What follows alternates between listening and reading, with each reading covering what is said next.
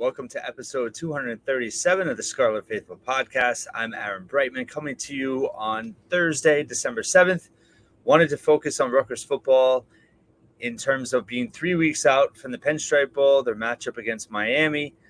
Full prep, 5 days into practice. They started on Sunday. Shiano had said when the pairing was announced on Sunday night, and wanted to review the rosters for both teams just in terms of all the news in the last few days, in terms of who's entered the portal, who's declared for the NFL draft, and also who's set to return in terms of key players, and also the impact it has for Rutgers, not only in this bowl game, but for next season, because they've gotten a lot of good news so far. Some core guys returning. 6 starters have announced that they are coming back. More to decide still and announce, but certainly a good week for Rutgers in terms of roster retention, which I think has really been the focus, along with getting that bowl prep going as the portal has now opened, and getting ready while also working on your offseason and strategizing and filling holes. And Rutgers has reportedly made some offers out there, but that'll be a focus very soon. But I wanted to really dedicate this one to looking at the roster, both for Rutgers and Miami.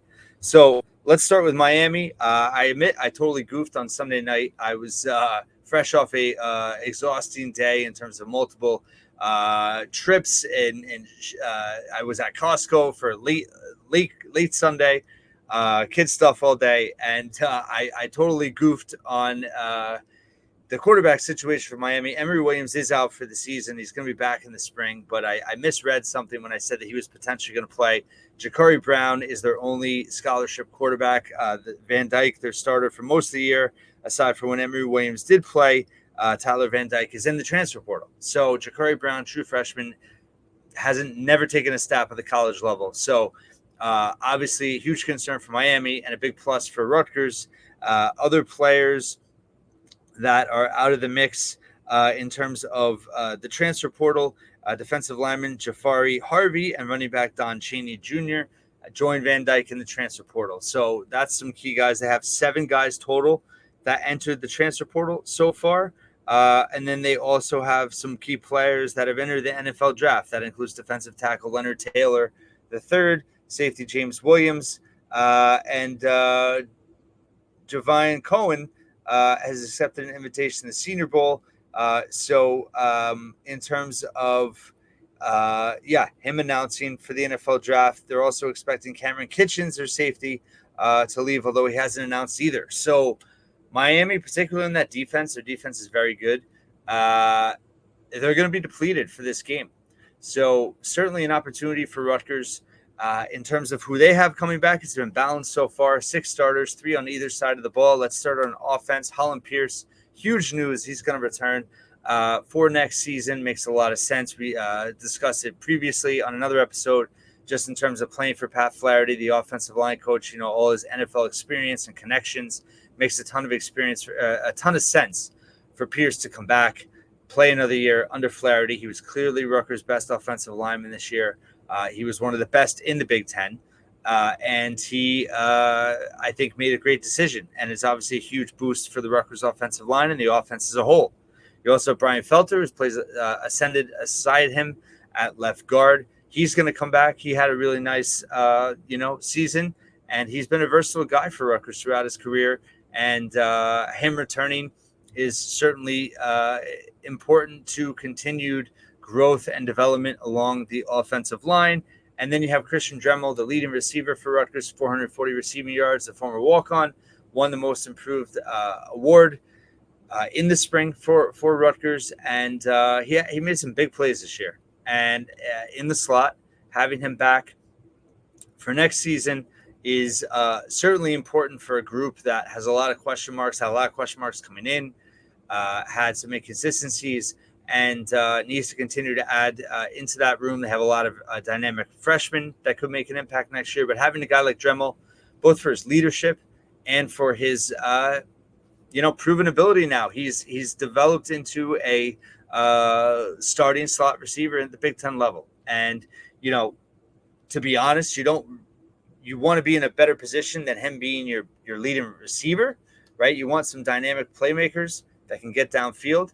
Dremel has made some big plays. No disrespect there at all, but just in terms of taking the next step as a receiving group, having him as part of it is really important. But you want to also continue to build off of that group as well. So having those three back and having them potentially all for the bowl game. I mean, there's no injury updates, but Pierce in general should be fine. Felter was a little banged up at times towards the end of the year, but hopefully he can go with this month break. And then defensively, Aaron Lewis, I mean, can't understate. I know some people were critical of his performance this year. His stats is never going to be what you think of in terms of a top player simply because of his position, but his versatility, defensive line, inside and out, the double teams he draws on a routine basis, his versatility and consistency and being good in so many areas, in terms of player grades from Pro Football Focus. He is one of the highest graded players for Rutgers in terms of he's the highest graded pass rusher, but he's also been consistent in terms of the run as well. And, he is a leader for this defense and for this team. So to get him back was great news. Aside from, in addition to Tyreen Powell, obviously out for the year right now, was leading the team in tackles before he got hurt. And he announced he's going to return. And that's a huge boost for the defense. Obviously, Deion Jennings is gone, the other starting linebacker, just based on exhausted eligibility. But you're going to have Powell back, and that's a big boost for the defense, along with Wesley Bailey, who announced on Wednesday, on the edge. I mean, his speed, when he's healthy and in a groove, he is dangerous, and he has tremendous closing speed. He was battling some injuries this year, so him announcing his return as well. He's made some big plays for the Rutgers defense over the last 2 years. Having him back is another great, just a great development in this first week of the offseason. In terms of, and when I'm talking about guys that are saying they're returning, first of all, they're formally announcing it, but also these are guys that had a fifth year of eligibility remaining, either based off COVID or just redshirt or whatnot. Guys that are two key defenders that were true juniors after this, or are true juniors right now, Desmond Igbenusin and Shaquan Loyal. There's no word on them. I mean, I would hope that they're going to return. But those are guys that, if I'm not specifically talking about them, that's why. But they would obviously be big in terms of returning for the defense as well. Played huge roles for them in the secondary. And, could definitely continue to develop for this defense. And that leaves three big question marks for the defense, or two in particular, two guys that respectfully I think are the best two defenders this past season for Rutgers. They had the highest Pro Football Focus grades as well. And I'm talking about linebacker Mo Toure and safety Flip Dixon. Toure, was able to really move around, give Rutgers different looks defensively before Powell got hurt, and then he plugged in his spot alongside Jennings once he did, and he was just dynamic. In his return, he's up for Comeback Player of the Year on the national award. He led Rutgers in sacks in 20 and 21, was out all of 22 with a torn ACL, and he has come back bigger, stronger. He's a more complete player. He's extremely balanced in terms of his grades, in terms of everything, coverage, run defense, pass rush. Overall, just he's been a dynamic playmaker for the defense. I think he's been Rutgers' best defender this year.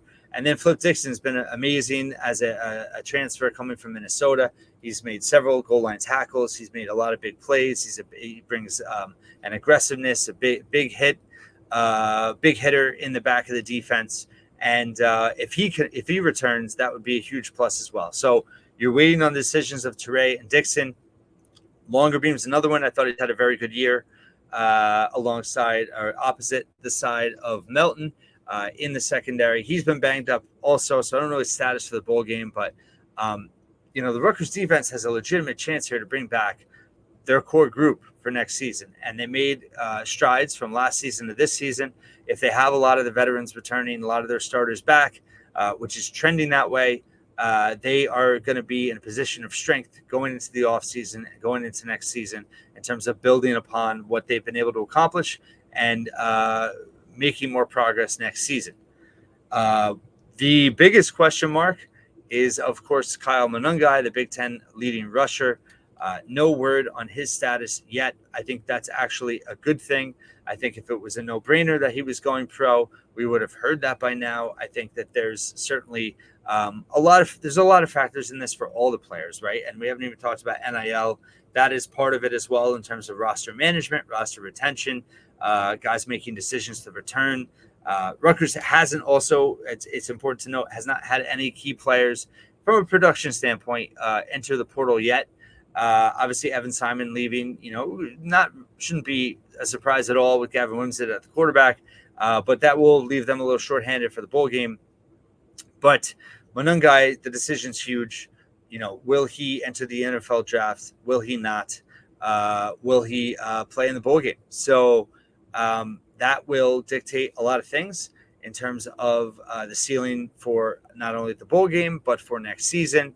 I'm on the record as saying as a running back, I think it makes sense to go. You have a shorter shelf life in terms of career average. Running backs take a beating. They're platoon now. Their value, he's not going to increase his value by being a year older next year. So we'll see what he ends up doing. But it's just the fact that it's still a possibility he returns is, every day that he hasn't declared gives you a little bit more hope that maybe he will return. And he's obviously a dynamic playmaker. He's had a tremendous season for Rutgers, and his return would just be, a huge plus for the offense, no doubt. And just in terms of this team, obviously a lot of people are asking about quarterback.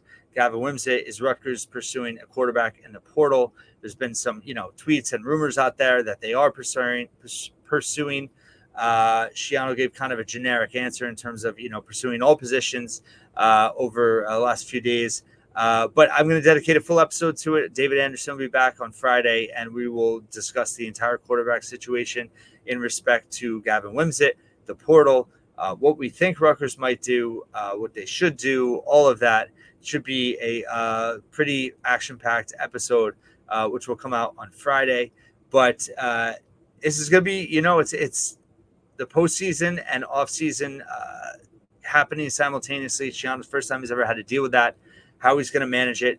They've obviously done a great job of retention so far. Need to retain some more guys. Need to get some key portal players on campus for visits. And it's a balancing act, right? And then they have the 2-1 class that is still it's coming down the pike in 2 weeks for early signing day. That's 2 weeks from now.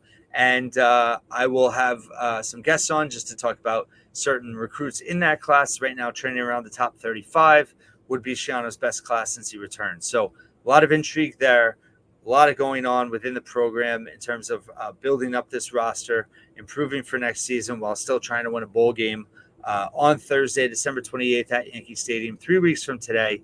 And we'll have plenty more of the coverage leading up to the bowl game. Appreciate everyone who's listening and watching the Scarlet Faithful podcast, and we'll be back tomorrow.